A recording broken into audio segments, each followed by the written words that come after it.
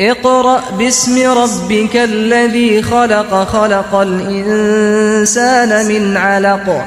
اقرأ وربك الأكرم الذي علم بالقلم علم الإنسان ما لم يعلم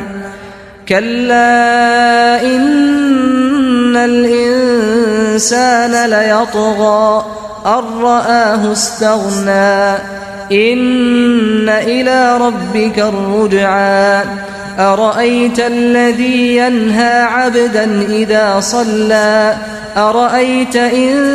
كان على الهدى أو أمر بالتقوى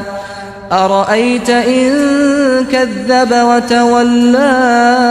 ألم يعلم بأن الله يرى كلا لئن لم ينته لنسفعا بالناصية ناصية كاذبة خاطئة فليدع ناديه سندع الزبانية كلا لا تطعه واسجد واقترب